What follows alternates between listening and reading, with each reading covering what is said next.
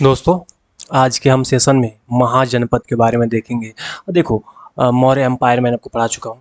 अब यहाँ मैं अगर मौर्य एम्पायर से, अगर चक्रवर्ती अशोक से, मौर्य साम्राज्य से अगर मैं लिंक करता हूँ, मगध एम्पायर का जिक्र करता हूँ, अगर मैं किसी प्रकार से अगर हर्यक वंश का जिक्र करता हूँ, तो आपको 1% का भी कन्फ्यूजन नहीं होना चाहिए हर्यक वंश क्या है, मगध एम्पायर क्या है।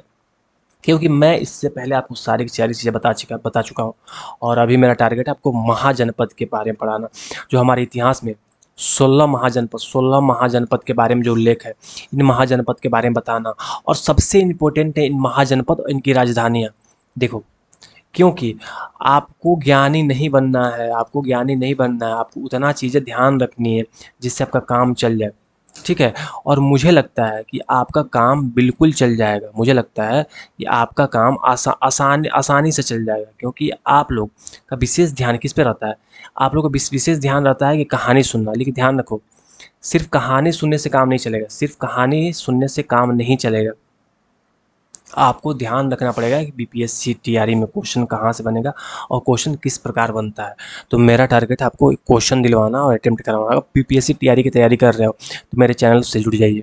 चैनल को सब्सक्राइब कर लीजिए, क्योंकि अगर सब्सक्राइब चैनल को नहीं करते हो तो शायद आपका कुछ क्वेश्चन है, ठीक है, आप जहाँ से पढ़ाई कर रहे हो, लेकिन जहाँ कुछ क्वेश्चन ऐसा है जो रह जाएगा। क्योंकि मेरा टारगेट है कि आपका PYQ कवर कराना, साथ साथ में MCQ कवर कर रहा हूँ, मल्टीपल चूज क्वेश्चन देता हूँ, प्रीवियस ईयर क्वेश्चन कराता हूँ, टॉपिक समझाता हूँ इतना विस्तार से। टारगेट में रही है कि आपको टीआरई का जो जनरल स्टडीज़ का पेपर है, वहाँ आपको कब देखो, इससे पहले मैंने आपको पॉलिटी पढ़ा चुका हूँ, हिस्ट्री पढ़ा रहा हूँ, फिर ज्योग्राफी पढ़ाऊँगा। और आप देखोगे तो हिस्ट्री ज्योग्राफी से तमाम क्वेश्चन बने हैं टीआरई में। ठीक है, अब देखो, ज़्यादा मैं गुणगान नहीं करना चाहता, आप लोग होशियार हो, आप एक शिक्षक बनने वाले हो, तो मैं बोलूँगा कि अच्छे से पढ़ाई कीजिए। देखो, अब वीडियो की शुरुआत करते हैं और देखते हैं कि महाजनपद काल का महत्व क्या है। देखो, छोटे छोटे जनपद, जनपद क्या होते हैं पहले समझो। छोटे छोटे जनपद मतलब छोटे छोटे ऐसे राज्य थे जो अपने आप में ज़िंदगी जी रहे थे, एक दूसरे से कोई मतलब नहीं था, एक दूसरे से कोई मतलब नहीं था। लेकिन एक महान शासक आता है जिसका नाम था चक्रवर्ती अशोक। और चक्रवर्ती अशोक मगध का राजा था, चक्रवर्ती अशोक मगध का राजा था, मगध का एम्पायर का राजा था। इसने इन छोटे छोटे जनपदों को जीतकर, इन छोटे छोटे जनपदों को जीतकर एक महाजनपद का निर्माण करता है। एक छोटे छोटे जनपदों को जीतकर एक महाजनपद का निर्माण करता है। इस महाजनपद को, इस छोटे छोटे जनपदों को जीतकर एक जनपद का निर्माण करते हैं, जिसको हम महाजनपद कहते हैं। मगध, सब मगध के कंट्रोल में थे। ये जो जो छोटे छोटे जनपद थे, ये महाजनपद कब बनते हैं? चक्रवर्ती अशोक के समय में, मौर्य एम्पायर में बनता है। और एक जनपद बनता है, इसको कहते हैं महाजनपद का कंसेप्ट आता है। छोटे छोटे जनपद, महाजनपद। और 16 छोटे छोटे जनपदों को मिलाकर एक महाजनपद का निर्माण करता है अशोक।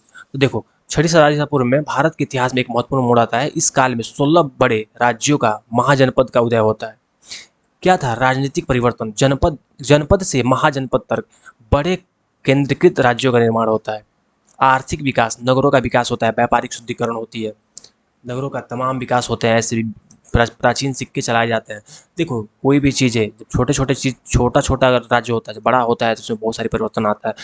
जब छोटा राज्य होगा तो उस नगर का विकास नहीं होगा, लेकिन बड़ा नगर का विकास होता है, व्यापार होता है, धार्मिक क्रांति भी होती है, बौद्ध और जैन धर्म का उदय होता है, और वैदिक परंपरा को चुनौती दी जाती है। क्योंकि वैदिक परंपरा जो भी सनातन है, जो भी हम सनातन सना सनात अगर हम सनातन की बात करते हैं, जो सनातन धर्म है, हमारा हिंदू धर्म है, इसकी हिंदू धर्म की जड़ क्या थी? वैदिक परंपरा में थी। लेकिन बाद में जो बौद्ध जैन धर्म आए, वो हिंदू धर्म को टक्कर देने लगे, क्योंकि इनकी अलग विचारधारा, अलग मान्यता थी।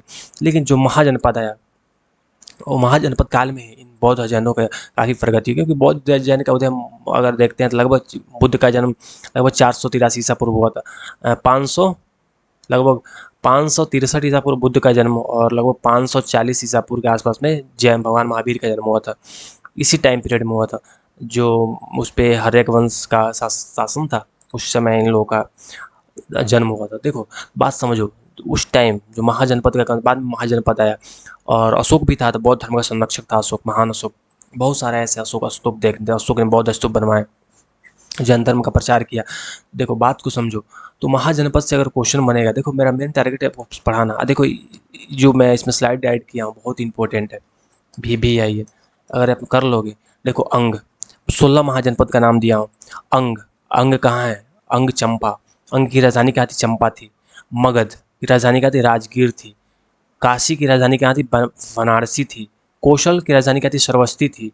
वज्जी की वैशाली थी। देखो, अंग, मगध, वज्जी, 3 ऐसे महाजनपद थे जो बिहार में थे। ध्यान रखना, मात्र 3, इसके अलावा कोई नहीं। मात्र 3 ऐसे जनपद थे। अंग अभी कहाँ है? अंग था भागलपुर के आसपास था अंग।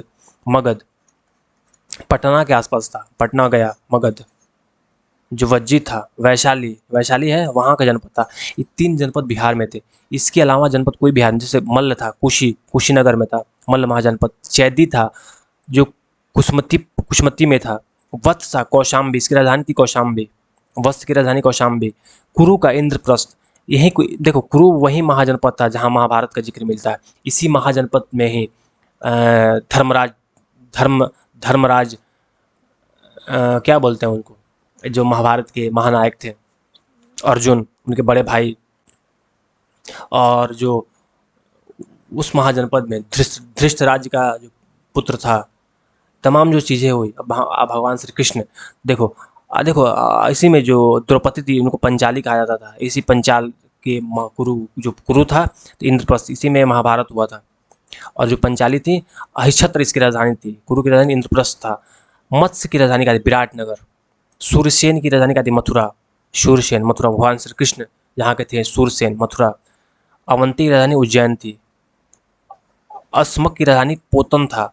गंधार, गंधारी नरेश का जिक्र मिलता है महाभारत में, उसकी राजधानी क्या थी? तक्षशिला थी।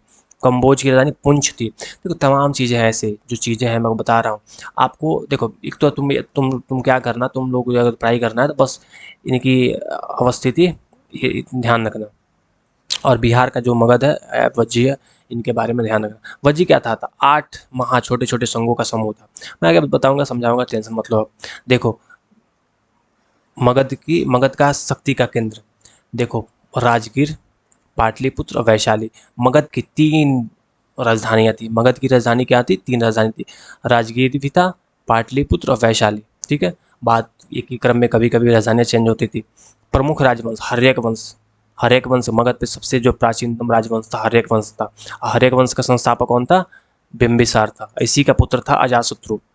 इसी का पुत्र था अजातशत्रु, बहुत महान शासक हुआ। अब ये मत बोलना कि सर आपको समझ नहीं आ रहा, मैं इसको पढ़ा चुका हूँ हर्यक वंश के बारे में। शिशुनाग वंश, फिर नंद वंश, फिर मौर्य वंश। इसी मौर्य वंश क्रम बताया। हर्यक वंश के बाद शिशुनाग वंश, जिसमें कालाशोक जैसे महान शासक हुआ। नंद वंश घनानंद जैसे शासक हुआ। मौर्य वंश अशोक चक्रवर्ती, अशोक जैसे शासक हुए।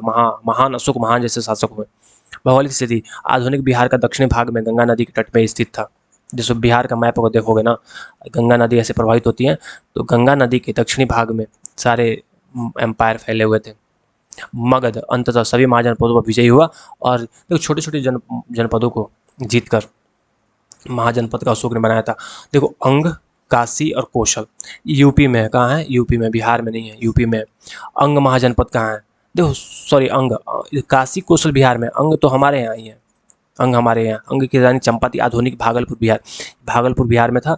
गंगा के किनारे स्थित था, व्यापार का केंद्र था। अंग बहुत भी है, याद। देखो महाभारत में अगर मैं बात करता हूँ तो राधे पुत्र कर्ण, राधे पुत्र कर्ण, जिनको सूत पुत्र के नाम से जानते हैं, कर्ण, इनको इनको कर्ण को अंगराज क्यों कहा गया?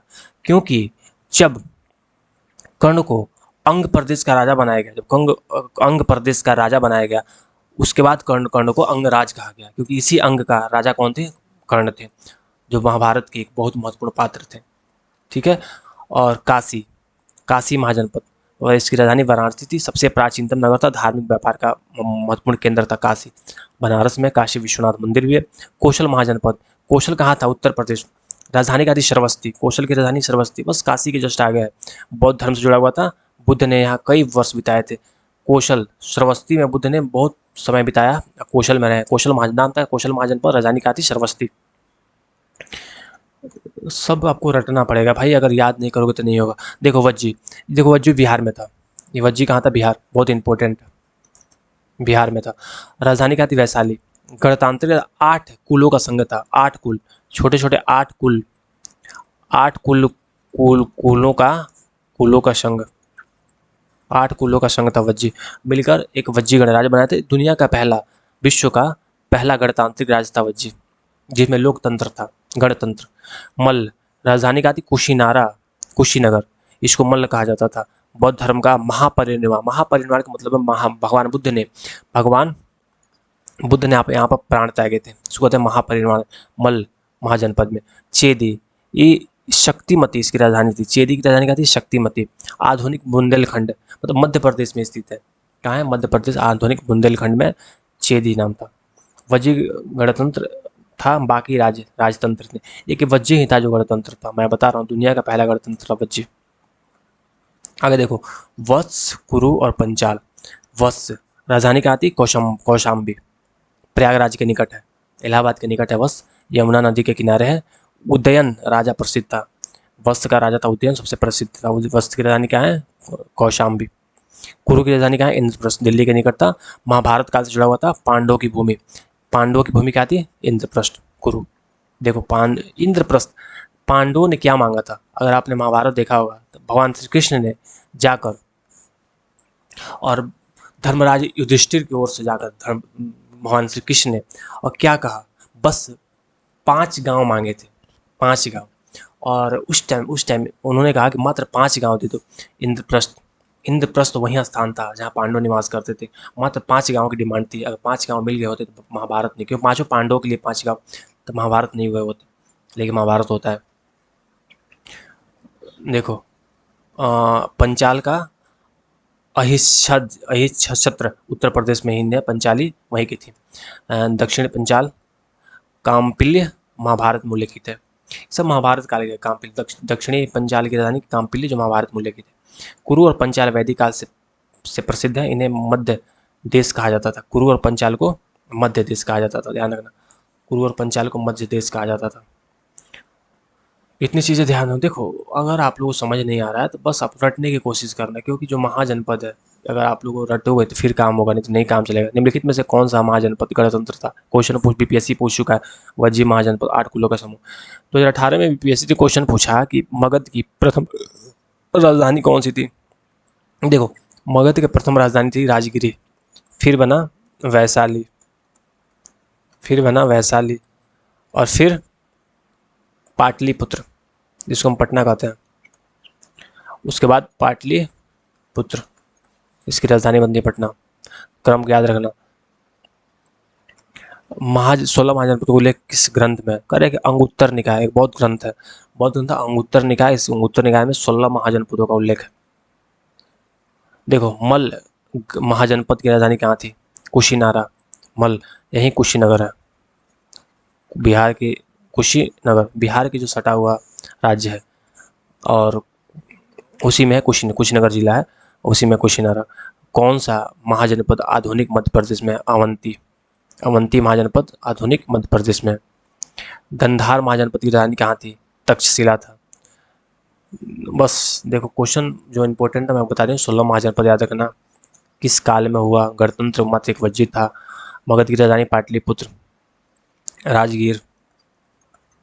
राजगिरी, पाटलिपुत्र, और फिर वैशाली, ध्यान रखना। तो देखो, इतनी चीज़ें अगर ध्यान रखोगे तो आपका क्वेश्चन नहीं बनेगा।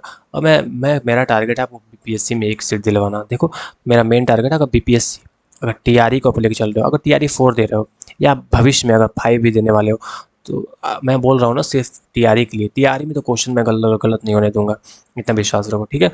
वीडियो चला, वीडियो को लाइक कीजिए, चैनल को सब्सक्राइब कर लीजिए और बेल आइकन दबा दीजिए। फिर मिलते हैं नेक्स्ट वीडियो में। बहुत बहुत धन्यवाद।